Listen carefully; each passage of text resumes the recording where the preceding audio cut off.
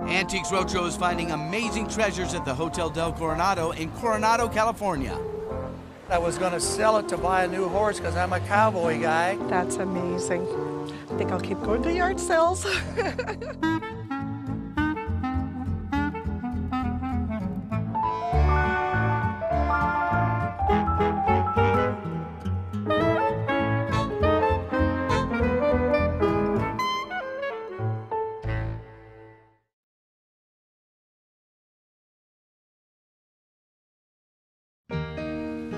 Since the late 1880s, the main attraction of the island city of Coronado has been the Hotel del Coronado. Illinois architect James Reed designed the hotel, creating a grand Queen Anne-style building that was furnished in a manner considered to be the height of Victorian-era elegance and refinement. The Del, as it's called, is now a National Historic Landmark and remains a magnet for travelers looking for adventure and relaxation in the Golden State. Today, thousands of Roadshow fans have gathered here seeking information about their treasures.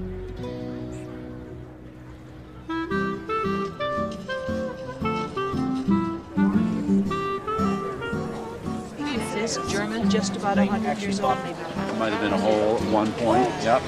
This is an Ike dress that my mother wore in the 52 election. It was made for a one-time event. You know, it wasn't something anybody thought would be saved. It's definitely something that either a fashion person or someone who collects political memorabilia would be interested in.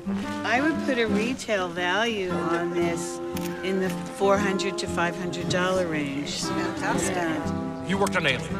I didn't work on the movie. I worked post-production and publicity and marketing. The film had only been in production for 3 weeks when they made this. Oh, wow. People love Alien. Put an auction estimate of around $1,000 to $1,500.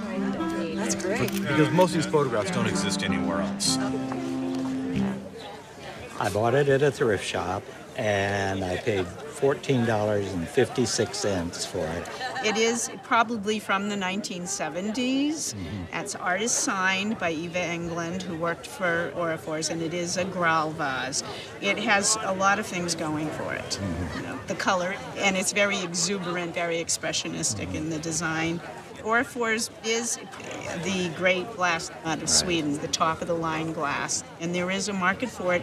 And the market's growing because people are decorating more in late 20th century furniture, and with their furniture, they want to match their decorative arts. I think that in a retail venue, something like this could sell for between $2,000 and $3,000. Well, I had seen some things that were selling from $500 to $600, and I thought that would be great. This is better. It's better.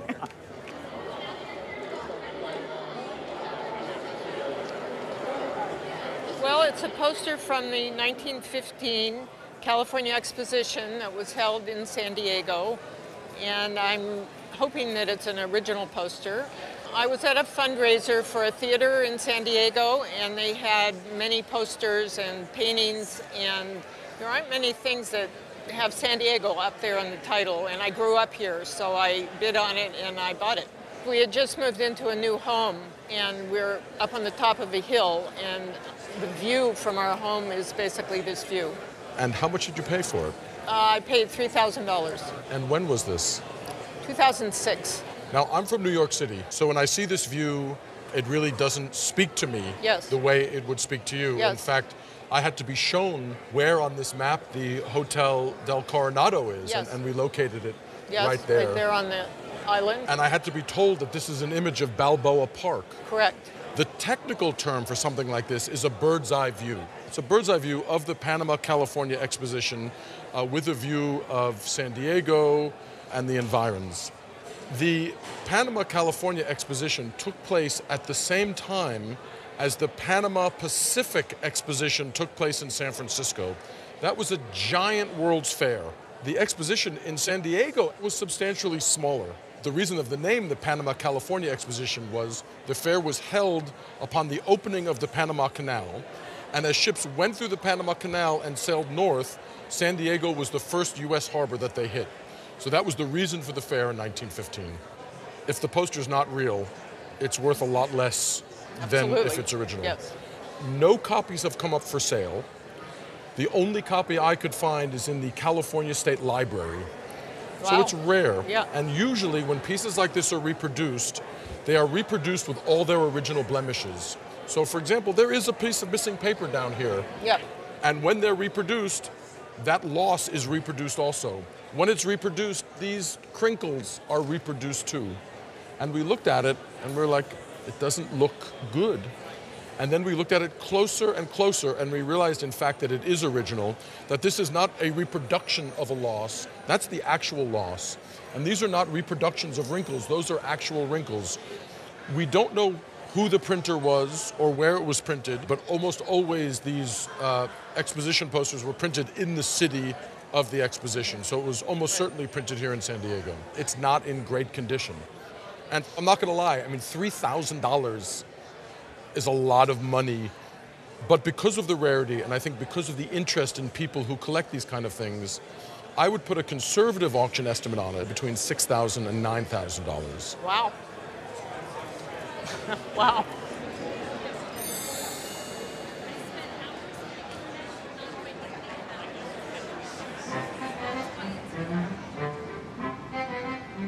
Travelers have enjoyed the beaches on Coronado for many generations, and indeed the Hotel del Coronado was promoted in a late 19th century brochure as the paradise of the Pacific. I bought it at a neighborhood yard sale from a lady, and she said it was her mom's and maybe her grandma's. Do you know what it is? Well, we have several bets on this. My girlfriend thinks it's a bouquet holder, and I think it's a shot glass. All right. How much is the bet? A trip.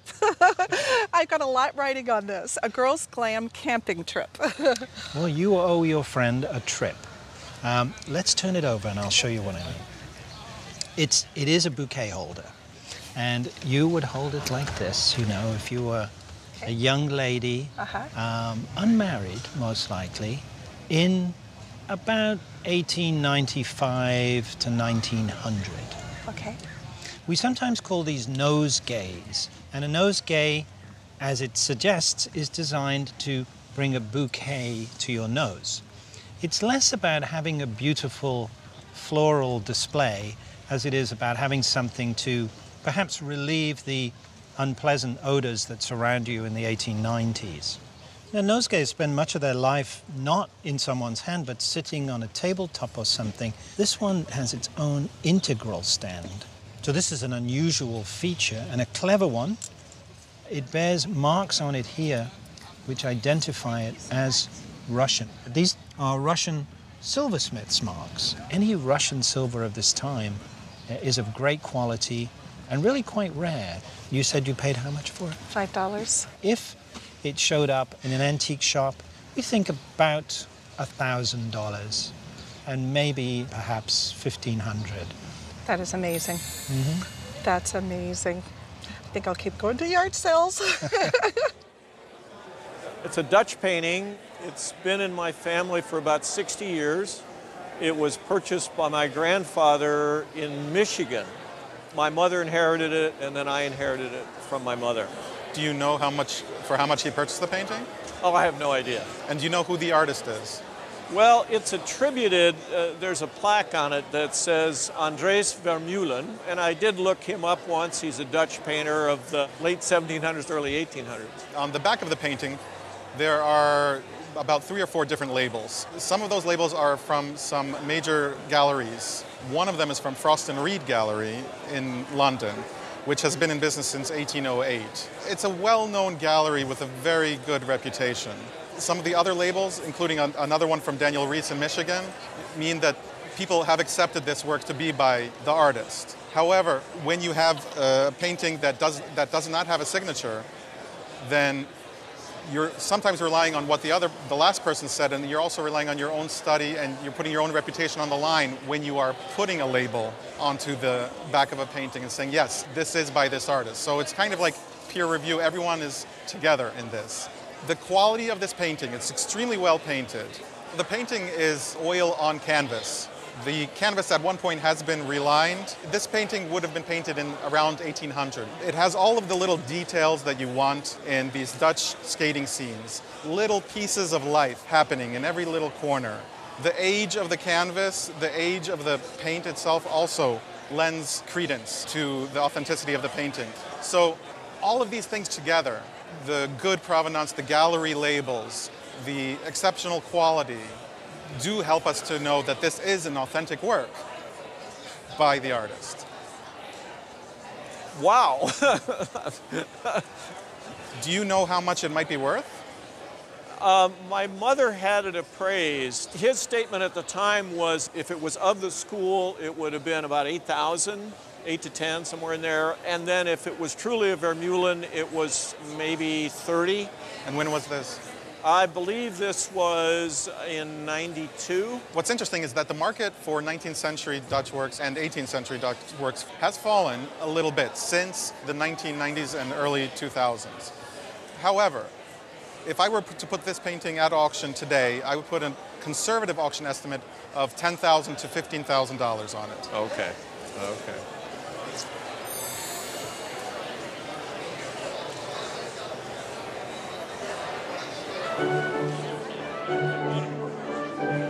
This is a piece that my grandfather picked up on his travels to Europe. He opens up, he has little drawers inside, super cute, and it's just a darling size.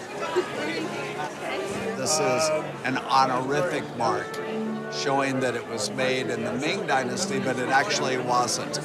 This was made in the Guangxu period. Most of these are not as nice as this. This one's really terrific. Her name is Alma Diorge, and we did some research, and she was like a Broadway actress around the turn of the century, 1880s. That's about all we know.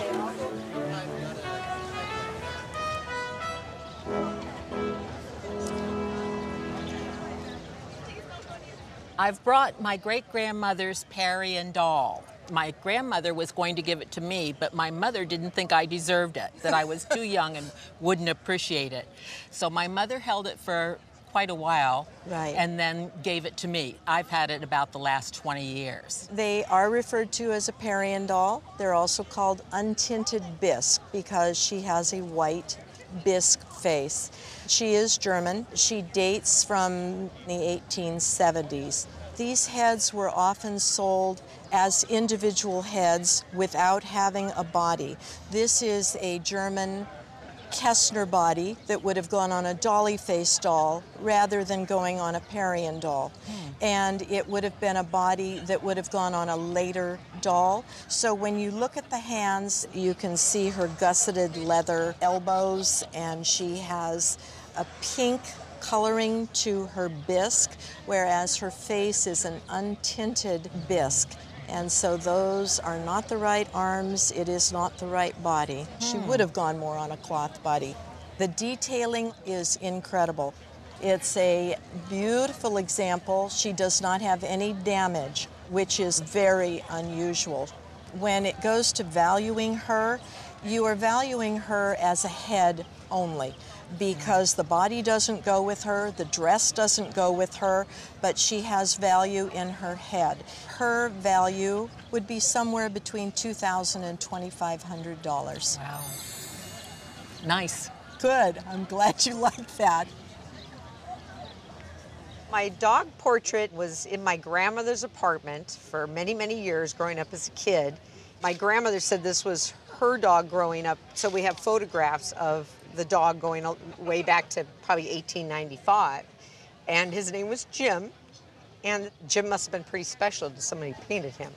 Tell me about, this is Jim in the picture here, and is that your great-grandmother? Yeah, that's my great-grandmother, and that's my grandmother. She's a little blurry. She must have been jumping around when they were taking the picture. And there's another dog in there, a setter, but she never mentioned the setter. It was always about Jim. The thing I love about the picture is the fact that the dog really has expression in his face. He really looks alive and like he's ready to jump off and go do something, and it's hard to paint animals like that and make them look any kind of animation in their faces or the way they're posed. And I think the cool thing about this is that it is very folky. They've got him all gussied up there with a blue ribbon on his collar. And if you notice, it's got a few little condition issues. It would not be a big deal to get that cleaned, and there's some abrasions on his leg. I think that almost looks like that happened while the paint was still drying. As it stands right now, I would say value on something like this would probably be about $2,000. Really? Yeah. Wow.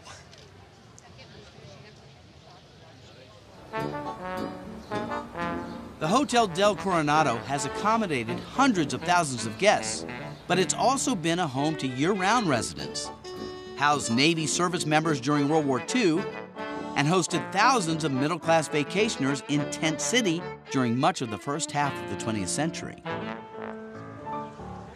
I acquired this about 3 years ago from a very dear friend, and she's had it for probably the last 60 years. It was carved, to my belief, either in 1925. I have a picture from 1929 with her. It was a female that carved it, named B. Bruce, here in Oceanside where it was made. Okay. Now, she actually carved this for her use. That's correct. And this photo that you weren't able to locate for today dates this between 1925 and 1929 or so. So for Southern California surfing history, first starting off with Kahanamoku, who brought surfing to Southern California. Then it was George Freeth, very famous name around here. He learned from the Duke of Waikiki and then brought surfing here to Southern California in the early 1900s. Then in the 1920s is when surfing really took off. But the history of female surfers is also very limited.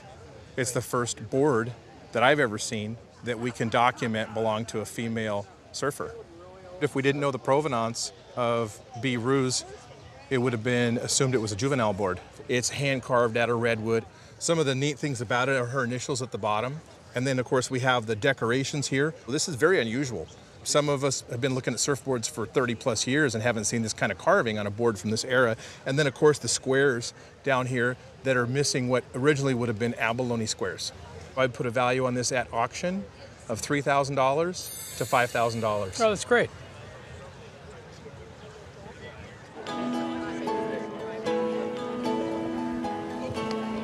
You got some guns from the late 19th century, the early 20th century, and yesterday. Some money's here, but not a lot. Probably in an auction, we'd sell cap guns about that in a lot for maybe $75. Okay. Okay? These, not so much. Okay. It's carved out of alabaster, which is a stone that's sort of softer than marble. And this is actually a light fixture, and the alabaster is translucent, so this would glow once you had a bulb in there.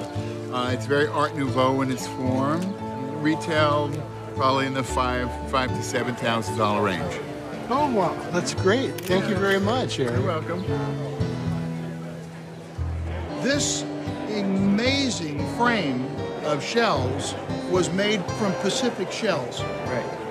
Probably this frame alone is worth $1,500 to $2,500. The lady I was married to, a real sweetheart, her aunt went to China every year for 10 years and got to know some of the people in the art world. And so she brought this back and gave it to my ex-wife. And when we went through a divorce, she said, "Sterling, you love Oriental art," and she gave it to me. Actually, it was all folded up and everything, but I wanted to see it every day without it getting damaged. That's why I put it in this frame. You were very wise to put it in a frame. Yes, ma'am. And it originally, as you said, was rolled up and was a hanging scroll. Yes, ma'am. And it's not from China, it's from Japan. Oh, okay. When do you think your ex-wife's aunt purchased this?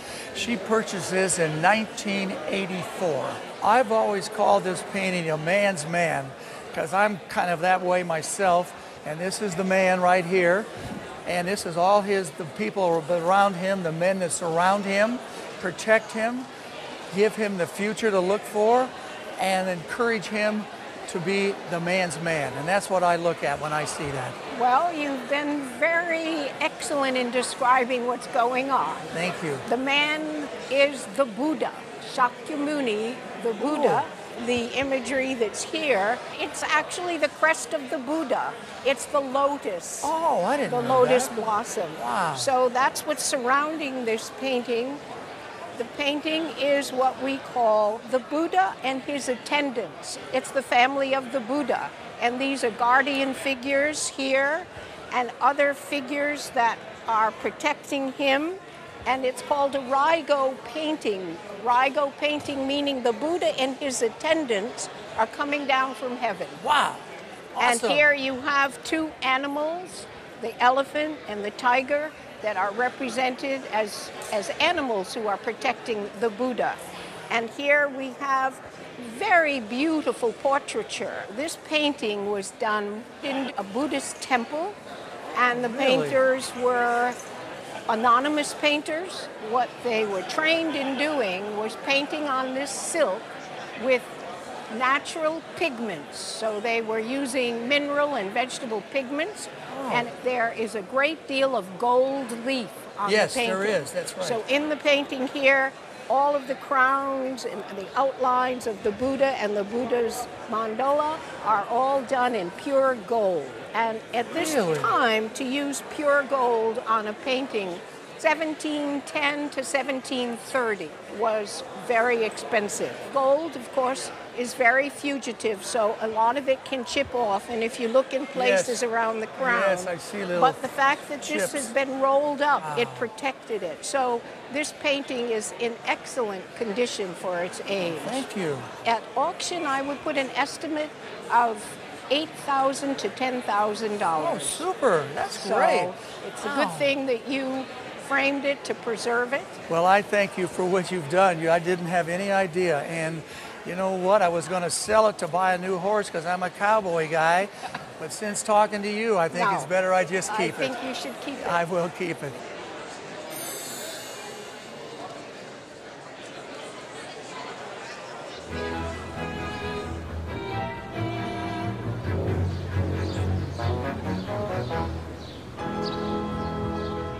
I brought in my Beatles dolls. My grandmother bought them for me. When did she buy them for you? Do you remember? I think in 64, 65. And I noticed that there's actually a price tag on them. Yes. From Woolworths of $1.99 for each doll. Pretty amazing. They're in very good condition, which is surprising because they've got detachable instruments and quite often people would remove them. And it's really nice that you've got the original complete set of 4 because fans would have their own favorites. So they may just have Paul or George. So your grandmother did well. If we had them without their boxes, complete with the instruments in good condition, you'd probably be looking at about $400 to $600 at auction. Okay.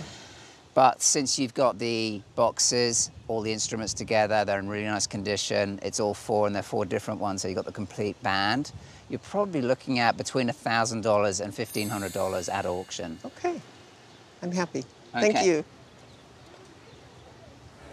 My great-great-grandfather was a drummer boy in the Battle of Shiloh, and it's been passed down through the family, and at this point I've ended up with it.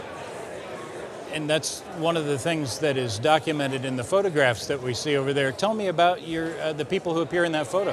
Well, the first photo here it would be Philo Case, my great-great-grandfather, and then his son Sherman Case, my granddad, my dad, and myself. I've got a son and a grandson that will receive this as well. What do you know about his role in, was it the 2nd Iowa? Yes, he enrolled before the Civil War and became a drummer boy and then was at the Shiloh location, the Shiloh Church, when this incident happened. The South snuck up on the Union Army there one morning and he was given the order to drum the long roll to start the battle. And that's one of the things that separates the modern military from the Napoleonic era military. Field music still has a role. Your relative there would have been engaged on a daily basis, drumming the various calls that signal the tasks that the troops are to do during the day. Yes. He would have had a significant role on the march. Morale, it can flag when you've been asked to walk 15 or 20 miles in a day with a pack on your back and a musket on your shoulder, and it is amazing what the picking up of that beat with field music will do. brings everybody back into shape, and then in battle, depending on the situation, they might be in a place where you really can't hear voice commands. And so there were a number of commands that were given by the drum. Firing by the drum, there were calls to retreat, calls to advance, and so he would have been involved in all of that. From the documentation that you have there, it looks like he was a pretty young fellow when the Civil War started. He was, I think, about 22 years old when he was a drummer boy there. What he brought home is a standard issue regulation Union Army drum. What we see here on the front is that it is marked to the 2nd Regiment of Infantry, and that's really what makes these. Not everybody painted their drums, but the ones that are painted are certainly better than the ones that are not. What we see on the back, this tack pattern, is sometimes the only embellishment that you see on a drum. But in this case, it's a beautiful painted drum. It has had a little work done to it. Philo has added this, which takes the drumstick holder from the baldric and moves it to the drum, which is very convenient. But down here, we see this is pretty new. And this tape would indicate that at some point it might have been restrung. One of the things that we look for in a drum is the maker, and in this case we cannot see the maker because that little hole that you look through is obscured on the inside. There are some photographs that have been glued in there which make it interesting. It has value just simply as a Civil War drum. Now, was this the drum that he carried at the Battle of Shiloh? Yes. Obviously, we believe that. And you have a tremendous amount of documentation that supports that. You have newspaper articles, you've got photographs of him as a GAR member. We have his own written testimony to this fact. Can't really prove it in a court of law, but you're talking about that difference between 100% sure and 99.9% sure. Yeah. We believe, as appraisers here, and I believe more importantly the market would believe, this is the drum that he carried at those engagements. A solid retail price for this would be $15,000. Okay, that's a good amount. I think Philo would be greatly surprised if it ever found out that it was of that value. If we did not believe that it was carried by an individual in an important regiment, the drum itself would be a $5,000 drum.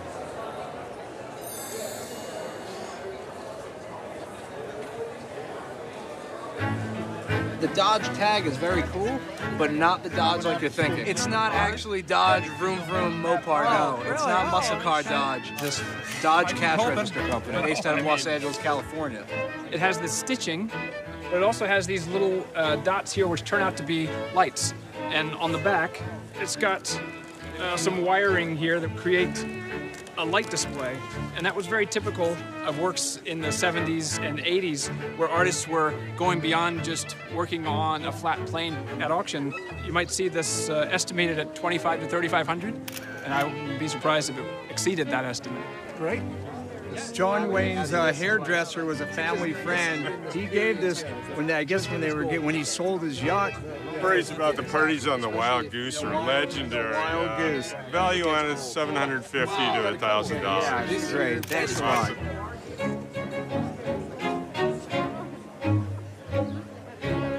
About a year ago, a friend of mine passed away, and his mother was a art teacher up in Glendale, and my wife and I were the beneficiaries and gave us pretty much a closet full of art, and this was one of the paintings that was in the closet. Well, you brought a neat one in. The artist's name is Roger Kuntz, California painter, who became extremely well known in the late 1950s for his freeway paintings in and around Los Angeles. And the neat thing about this work is that on the back is an accession label from the Pasadena Art Museum that took it as their purchase prize in 1951. And at that time, Kuntz was just becoming well known for his regional work.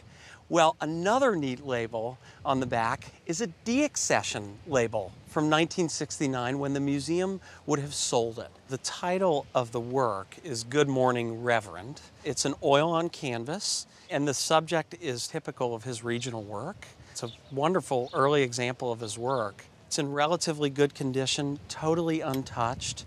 at auction, I would expect an estimated value of $3,000 to $5,000. That's great. The Dell was constructed almost entirely of wood, planed on site in a lumber mill. The hotel remains one of the oldest and largest all-wooden buildings in California.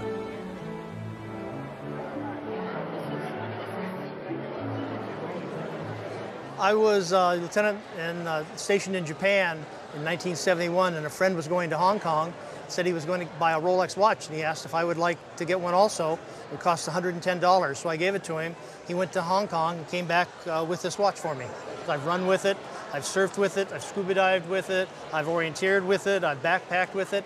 I was body surfing off of Solana Beach and came up and the watch was gone, and I couldn't find it in the surf.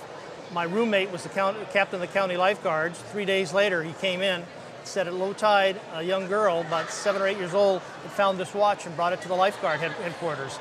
I never found out who she was. I wanted to reward her, but I've always appreciated that. And I've noticed you've kept the paperwork on it, on the box. Yeah, I don't know, it's just sort of a pack rat. It is a Rolex Submariner. It is a diver's model. It has some very collectible features on it. On the dial, the Submariner is printed in red ink. Yes. You said you got it in, what year again, 1971? 1971. That's the right time frame for the watch. Is there a reason why you haven't refurbished the watch and redone it? I've talked to somebody that's collected watches, and they said that refurbishing it would make it nice and pretty, but they said collectors like ones that hadn't been refurbished. You were advised correctly not to change things on the watch and leave it as original as possible, because collectors do like originality. It does have condition issues, but there's some really wonderful things about it. The bezel insert, when you first got it on that watch, was really a dark black, and it is faded out, and it's very grayish looking now. Collectors actually prefer it this way. The bracelet has major condition issues. It's missing the end pieces. The band's been pretty stretched out, but that's just from wear. That certainly could be replaced at some point. The crystal is quite scratched up. It's an acrylic crystal, plastic crystal. It's not a real difficult thing to replace that. The dial should never be touched, always left original. Great that you kept the paperwork, because almost nobody saves the paperwork. The warranty was only good for 1 year. We call this a kit. Market's very strong right now on this watch. And even with the condition issues that we've discussed, this watch today easily retails for $20,000 to $25,000. $20,000 to $25,000. Yes. My son will buy breakfast this morning when he finds that out. He's going to get this watch. Well, that's amazing. It's been in my husband's family for about 3 generations. It is supposedly made in Germany around the year 1860. Supposedly this is silver, enameled. Beyond that, we don't know much about it. It's not actually German. The piece is actually made in Austria, in Vienna, and there's a mark that tells us that. There's a tiny little A mark here on the mount, and the mounts are silver. So it's silver, it's oxidized, it's discolored with age. And this type of drinking horn would have been made in Austria in the 1880s. So it's a drinking horn? A drinking horn, yep. Holds a lot. It does. I think more for show. Viennese enamels, they were produced in some quantities. They're not rare. It's the size that is significant. So for today's market for auction, I would estimate it between $8,000 and $12,000. Wow. I had no idea it was worth that much. Very cool.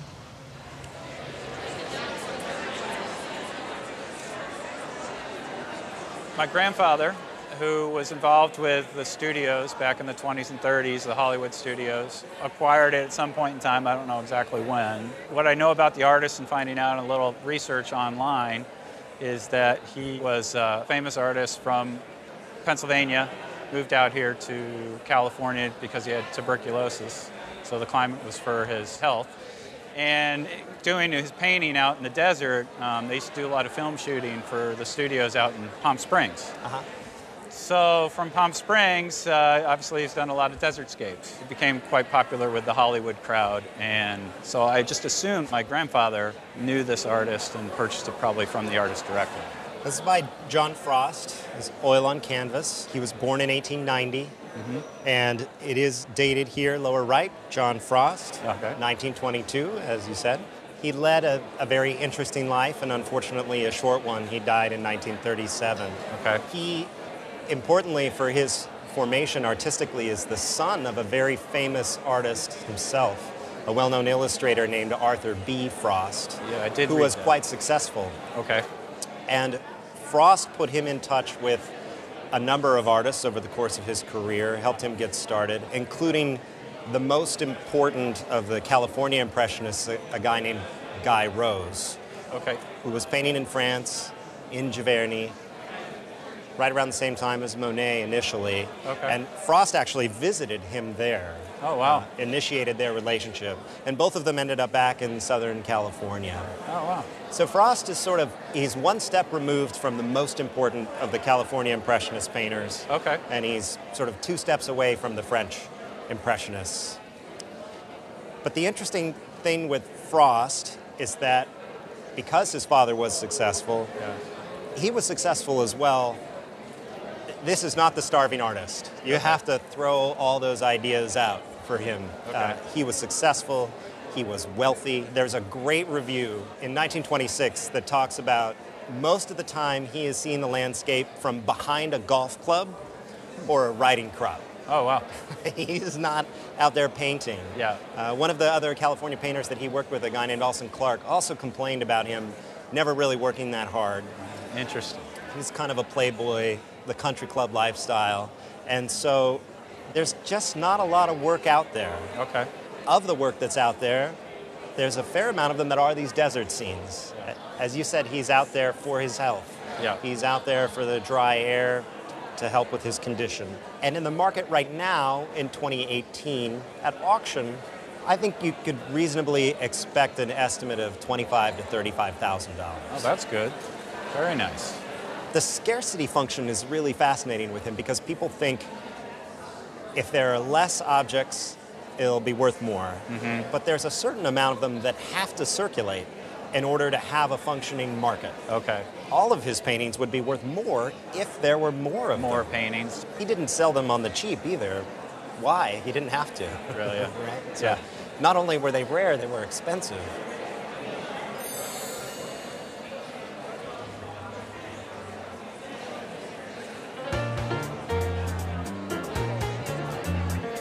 I think it's a storyboard from Africa. Not sure. That's why I'm here, to find out.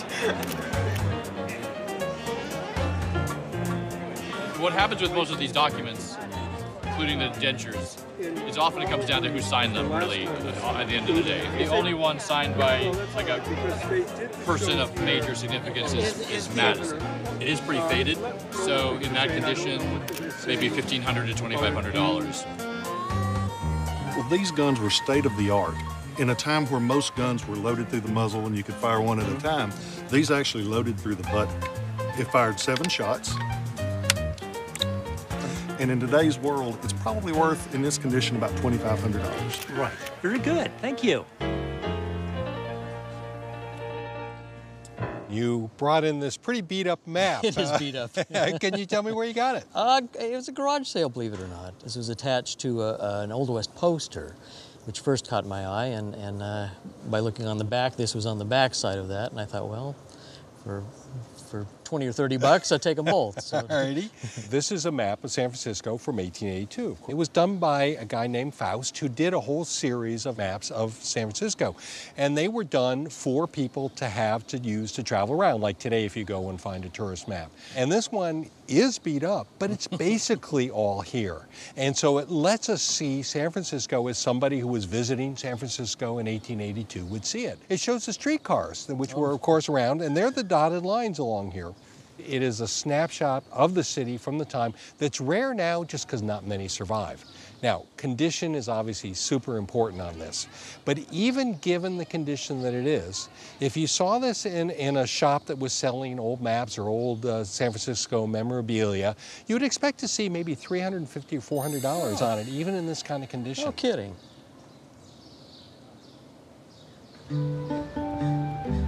This tree was part of technological history. In 1904, the Dell became the first in the world to exhibit an electrically lit outdoor living Christmas tree.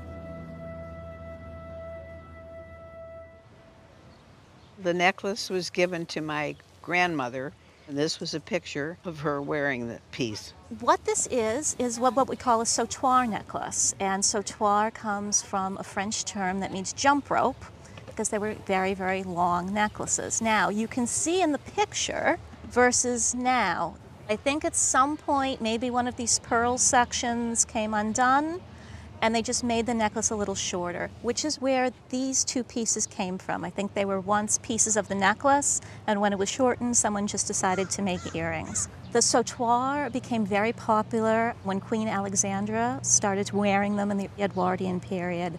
The metal is platinum, and then it's set with diamonds, and they're mostly old European cuts with a mix of single cuts in there too. At the center there is an old European cut diamond that's about 2 carats. And you can see that the design is this kind of beautiful lacy characteristic, which means it's an earlier sautoir, probably made about in 1905, 1910. The necklace and earrings together, if they came up in auction, we would value them somewhere between $20,000 to $30,000. That's nice. Obviously, we have here a signed photograph of Joan Crawford, but what is this other piece and how did you get these? So this other piece is a schedule that Joan Crawford wrote out. So my grandmother, which is my father's mother, for a brief period in 1940s was actually Joan Crawford's nanny. I don't know if you ever saw that movie, Mommy Dearest, or anything like that. She was actually kind of a witness to that. And this was the schedule that she had to follow very closely. She couldn't deviate from the schedule. And this was something that I came into possession with because my father, who passed away a few years ago, had it in the house that my grandmother had been the nanny, but we didn't ever really know where the stuff was. So when he passed away, we were going through all the stuff he had hoarded over the years, and we finally found this. Wow. Well, Joan Crawford was a very generous signer. So being someone who works in this world, I've seen a lot of Joan Crawford handwritten documents, letters. She wrote a lot of letters to people and thanking them for things. And she was very generous with her signature, so we see a lot of photographs. She was not, however, so generous perhaps in her home life, which is a controversial topic. Yes. When her daughter Christina wrote the book Mommy Dearest, a lot of people came out in Joan Crawford's defense and said, that's not true. I know Joan Crawford. It couldn't have happened. Her first husband was in support of it. Katharine Hepburn stood behind her. And then there were some people in Hollywood who came out and said, no, I think that a lot of the stuff in the book was true. And there's been a lot of debate. And I think what the most interesting thing to me about your documents are they are a first-hand record of someone who witnessed what went on in that household in intimate detail. Yes. The fact that Joan personally typed this herself shows what an extraordinary control freak she was, and left nothing to chance. And the most shocking thing to me in this entire schedule, which outlines exactly when the children were to be awoken, when they would eat, when they would be dressed, when they would be sent to do their duty in the bathroom, as she puts it. Yes. But the most shocking one here, talking about the baby, then tie him in his play chair while his room is being cleaned. Yes. So in my mind, this is the first evidence, absolutely hard, fast, no question about it. Someone on the scene, Joan Crawford telling her nanny to tie up her child in the chair, which one of the things that we saw in the movie, he was tied to the bed so he wouldn't kick his feet about. Right. You had some other handwritten notes that mentioned something about that as well. Yes. So to me, it's very interesting on that front because this is absolutely black and white. Right. She's telling her nanny to do this. Yes.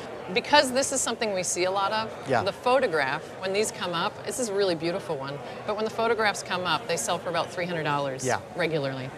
But I think when you put this in the context of everything that you have, the notes and the schedule, the whole group would be in the $4,000 to $6,000 range at auction. Wow, very cool. It's interesting because your grandmother was also interviewed for the book Jazz Baby. Yes. And she says in that interview in the book that I saw what happened and everything in that book is absolutely true. Yeah. Mommy Dearest is true. She mentions that she has some notes and documents that she thought supported Christina's claims, and this is the first we're getting a peek at them. I don't think anyone's ever seen these before. Wow, yeah.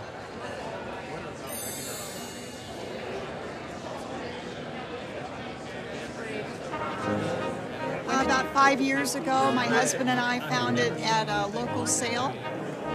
Do you remember how much you paid for it? We paid $100 for 1980. Weston Was Mary Pillsbury Weston. She was a silhouettist, a portrait painter, an artist of many, many talents and genres. It's 19th century women's art. estimated, if it came to auction, at $800 to $1,200 at least. So I think it's fabulous. I think it's a great, great find. We have kind of an illegible signature here. One thing that might make it more valuable if you were somehow able to ascertain who the sitter is. To me, she looks like she could be an actress or a performer, maybe a singer or a dancer. And then that would definitely add value no matter who the artist is. Right on. Thank you so much.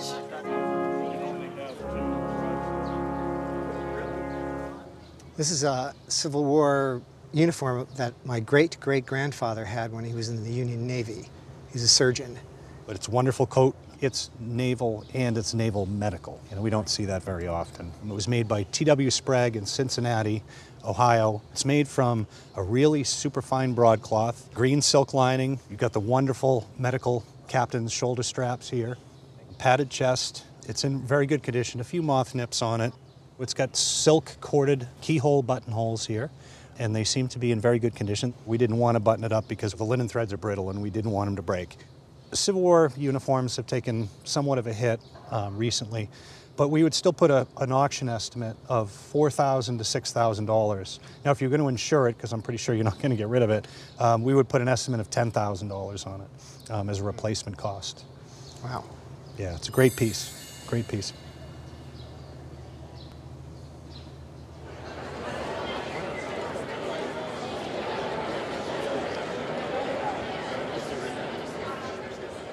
I inherited it in about 2012. When my mother passed away, she'd gotten it from my stepfather. He moved into our house in about 1964, and I fell in love with it. When it came to me, I was pretty excited because my mom had thought it should just go to a museum. She asked us what we wanted, and I said, the only thing I want is the Gandhi. After she was gone, I was sitting around with all my siblings and we were bequeathing things to each other. They said, well, you're the yogi, because I'm a yoga teacher, so you should have the Gandhi, because they all knew how much I loved it. I looked up the photographer and I was very interested to find it was a woman photographer. For her to be a woman photographer going into his inner chambers and photographing him, I'm sure he had something to say about that, because women in 1946 in India were basically chattel. And so for a professional woman, American woman, to come in to his kind of inner sanctum, and this was his day of silence, is written on the back of the photo. He'd spend a day each week in silence, just reading articles and working on his chakra, or his spinning wheel. I know that it was chosen as one of Life magazine's 100 top photos of all times. I know this picture was taken in 1946, so that was about 2 years before he was assassinated. It's just like being in the room with him, or with somebody who was there with him. For me, it really touches my heart. How did your stepfather acquire this photograph? Do you know? I don't really know. He was an Episcopal minister, and this was in Northern California in the East Bay, and he was involved with the Civil Rights Movement. He really looked up to the peacemakers. He had it when he came into our home. Gandhi was one of the most important men of our generation. And for her to be able to capture this is just sensational. Of course, it ran as a big story in Life magazine. Margaret Bourke-White was born in 1901 in New York. She went on to eventually Cornell University and got a Bachelor of Arts degree. She moved to Cleveland, opened up a studio that specialized in architecture and industrial photography, and then became the first woman journalist for Life magazine at the inception of Life. She did a photo essay on the building of the Fort Peck Dam, and her photograph of the Fort Peck Dam was the first photograph on the cover of the first Life magazine. Oh, wow. In the 50s, she got Parkinson's disease, and it slowed her career down. She died in 1971. The signature's on the mount. It's in very good condition. But I would definitely get rid of this mat board and get archival mat board. Also get some archival either glass or plexi that will give it UV protection. Do you have any idea what the value of this photograph might be? Not really. I'd contacted one gallery online, and they had never handled an original print of her lifetime. They'd only handled, after her death, authorized by her estate prints. They said that they'd sold the authorized prints for $25,000. Well, the modern prints of her work sell anywhere from $3,000 to maybe $12,000, $15,000. We know that this is an early print, possibly a vintage print. We know that this was the frame that it came in, and the mat board on the back of it has the sticker from the framer, and there's no zip code on it. Right. And in the telephone numbers, there's letters, so we know it's probably prior to, probably somewhere in the 50s. And it could be 1947, we don't know. But you very, very, very rarely see this photograph printed this early. I would give it a retail value of between $40,000 and $50,000. Wow. Well, That's thank you great. so much for bringing it in. Well, you really did make my day. Thank you.